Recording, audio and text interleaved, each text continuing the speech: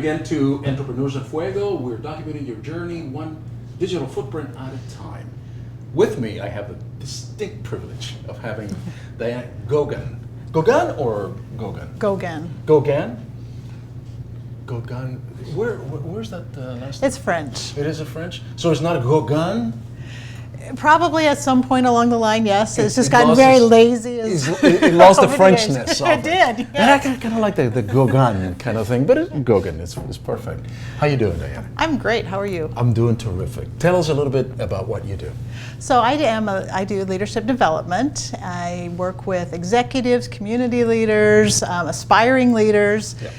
to develop those personal skills. A lot of emphasis is often placed on the external leadership skills Right. that are needed, but a lot of people are finding that unless you have that internal set, Right. that the rest of that is very hard to hold up for a long period of time. So my unique twist on that is that I do coaching. I coach people with horses. So there are activities that we do on the ground that really bring them present in their body, present in the experience, and it's very hard to lie to a horse. So, all right. So, I've got so many questions, but you got so little good. time. So let me get right to. So, how did you find that connection between horses and leadership, and how did you find that?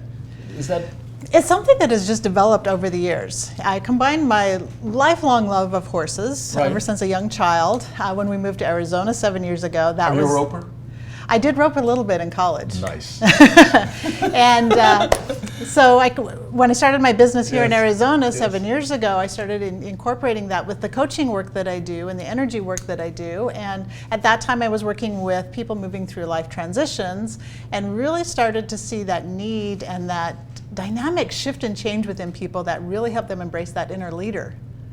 And Wow. so that's where things have just kind of shifted and molded and moved, and it's that entrepreneurial journey where you start in one place and you just keep going. Was it your journey? Was it a plan that you had from the beginning, or did you make that journey and adjust it as you were going through that path? Oh, I wish I could say it was planned. It probably would have been a little easier ride. But We have this master plan right here. So tomorrow, this is what's going to happen, etc. Yeah, But it doesn't no. work that way, right? Absolutely not. I came out of a 20-year career in corporate America where I was burned out, fried out, just anxious. What did you do in corporate America? I was in IT and banking. Okay. So I left that, and when we moved here, I was doing real estate at the time. Market was horrible here. I didn't want to come down and start a brand new career in real estate of all things down here. So it's like, I'm going to follow my heart. And Take me to that moment. I mean, was there a specific moment in time that you remember going, all right, this is what I am called to do? Can you remember that time, or was it a process where you said, okay, this is what I am going ahead and doing? really great question. For me, that was a process. Okay.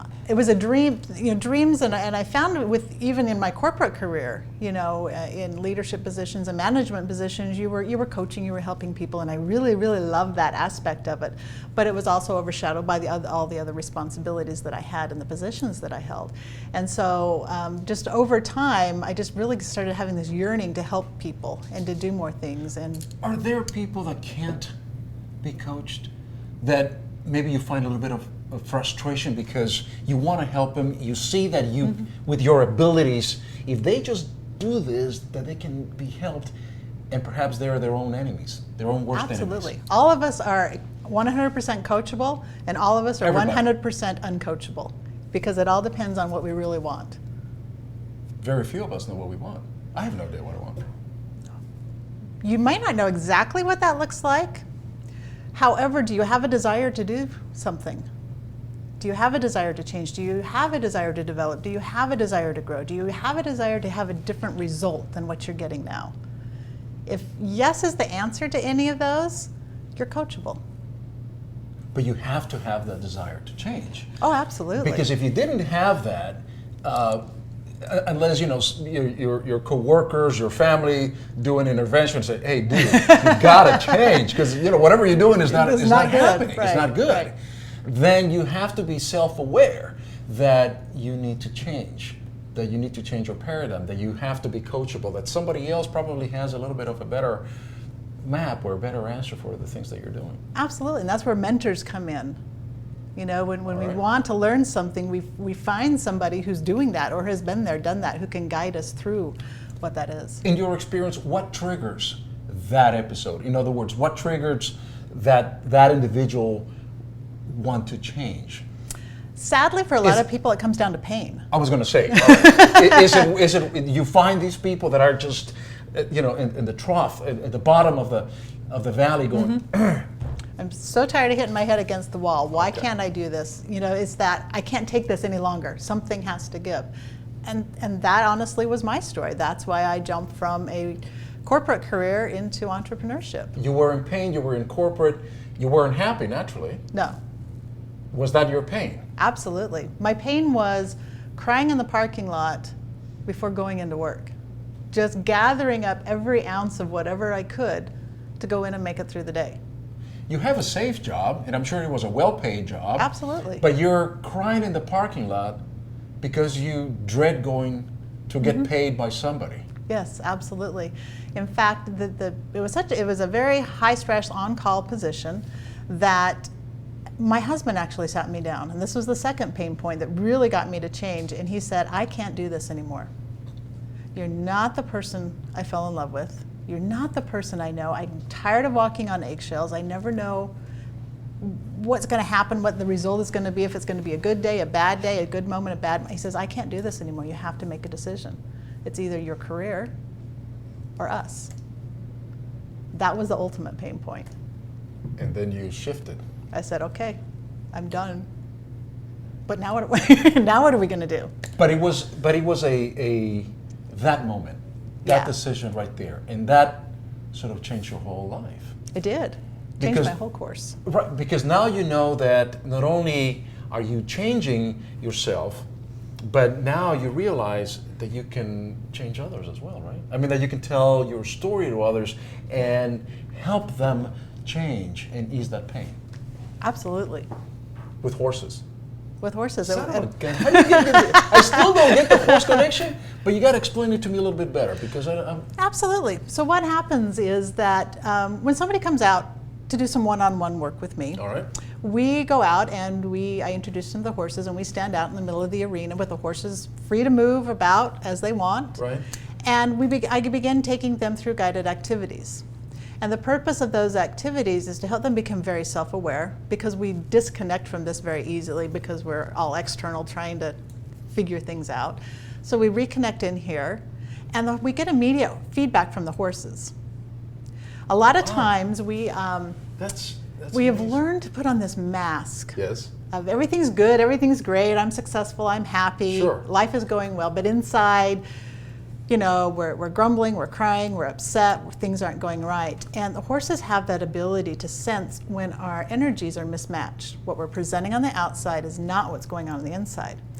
They are prey animals, and over thousands of years, they have developed what science calls instinct, I would call intuition, to be able to read the energy in their space. So they know when something is suspect. Something doesn't seem quite right. And I think we've all had that experience where you walk into a space, it's like, something's just off here. Well, for a horse, that means danger. That could be, you know, they're on the dinner menu. Is there a favorite horse that you have in your stable that knows you better than the other horses? You know, they each have their own specialty, is really what that is. I've got Butler, who is an ex-race horse, Yeah. who's 16 hands tall, majestic, spirited, all the things that every young girl wants in a horse. I have Princess, who is a foxtrotter. She's very, very confident, dominant female, sure in herself, very beautiful horse, sure in her beauty. So she attracts a lot of people who need to work with getting in touch with that feminine power. And then I have Max, who is a miniature horse, is shorter than this table, he's about 29 inches, who knows in his mind that he is really draft horse size. So that's an interesting dynamic for people to work with. I have a dog named Max. I call him Mofo because he is. Yeah. It's just a terrible dog. Anyway, so you're doing all this work with the horses and with people that want change. Is there a story that comes to mind that stands out in your mind? Because there I are mean, there are so surely, many. right? But surely, you've gone through hundreds and hundreds of people that you've helped. Is there stories? There's someone in particular that stands out. Well, I will share with you one of the very first clients that I had a few years ago. Who she came out, and my horses were in a round pen, which is just a pen that's round. And as soon as she walked in, the horses went to the other side, which was unusual because they're usually curious to know who you are, what treats do you have in your pocket, what's going on. But as soon as she walked in, they went to the other side. And Automatically? Automatically. Wow. And that was my cue that, okay, behavior is different here. Something's already happening. We weren't even 2 feet inside the gate. And so for a couple of minutes, we worked with trying to get her closer to the horses, and every time she got up to them, they would move directly away from her. And I turned my head for a minute and looked back, and she had tears rolling down her face. And I was thinking, oh, she feels so bad, the horses are ignoring her. And she says, I get it. And I says, well, what do you get? And she says, if I am not willing to stand up for myself, to love myself, and be happy being myself, why would anybody else want to be around me? And as soon as she said that, no kidding, both of those horses came over and stood right in front of her. That's amazing. So it was that case of what she was presenting on the outside was different than what was really going on the inside. And as soon as she became congruent, she didn't have to fix it or change it. She just had to acknowledge it. The horses went, wow, okay, things are different now. I see her a little more clear now, and now she's safe to be up around. And he just took your client to realize that moment that she had to just open up and just to be herself and just to free herself from whatever pain, for the horses to react almost automatically. Yes. That's truly. That's an amazing. I think I'm going to call you the horse leadership whisperer. I have been called that, yes. Oh, you have? All right, well, just trying to figure out. I'm all into branding people and everything else. But where do you go from here? I mean, do you want to franchise this? Do you want to scale this? Because this sounds like something where not only you're benefiting the local entrepreneurs or business people around here in the area, but if this works here with you, then surely can this work throughout the nation, right? It does, and there actually is a growing movement of people coaching with horses. There's been a longer-term movement of people doing therapies with horses. Some are riding, some are therapists working with people through emotional, mental, PTSD, those sorts of things. Right. People are really starting to realize the leadership value angle, of that. Yeah, but the leadership angle angle of that, I'm doing team building. I'm doing small groups events from anywhere from entrepreneurs on up to executive level leadership. That is something that, I'm not sure exactly where that grows or where that goes. Do they get to ride the horses or no? No, everything is done on the ground, which okay. evens the playing field. Because you don't have to have horse experience, you don't have to be a great rider. And a lot of times, while there are some great benefits to doing some coaching with riding, and occasionally we'll do events that are specifically that, more so when you're on the ground, you get to be more present in yourself if you've never really had a lot of horse experience. And the horses are, I imagine, unsaddled, just free to roam around? That's what we call they're at liberty. So they're at liberty, to act and behave in any way that they want to. And they react to the individuals. Yeah, absolutely. Our personal space is about 8 feet around us. And if anybody with a very high emotion walks into that space, happy or sad, good or bad, we feel it. Yeah. Horses have a 40-foot space. And how did you find all this out, man? This is so cool. A lot of it is studying and learning that I have done, as well as just that experience. Just at first, I was just starting to play with it. I'd take a client and say, hey, you want to go do something fun? and we'd go out and we'd stand in the horse corral with the horses, and things just started happening. And it was like, wow, okay, so now how do I create something from this? Where are the horses at? North Phoenix, South Phoenix? North Phoenix. I'm in the Cave Creek area. Cave Creek area? Yeah. That's amazing. And you have how many horses? 3, 4? I've got 3. I have one T-shirt for you. Awesome. I'm going to have to come and visit. Do you call? Is this a ranch or is this a residence? Is this? It is my personal residence. Okay. So it's kind of a ranchette. It has aspirations to be a big ranch, but we're on it. We're going to call it the Gogan Ranch. There How's you go. that? There you go. You know, I'm still in the Gogan. I'm sorry. Yeah, whatever. But that I think that you're more like a Gogan than a Gogan. But that's just me. I'll take it. I'm the name brander, and you are the leadership with a horse whisperer. There you How's go. that? That works for me. And this is a T-shirt for you. Thank you. For being a guest of the Office Pod. Now this one looks a little bit big right here, but we'll find your right size. Sounds great. Thank you so much. Absolutely. I appreciate it. I've enjoyed it. This is truly, I've learned so much about horses and leadership, and I never made that connection until just today that you're doing this thing, which is phenomenal. Well, then I'm glad we had this conversation. Don't invite me to your ranch though, because those horses might just start jumping away from you and just I doubt that. we're out.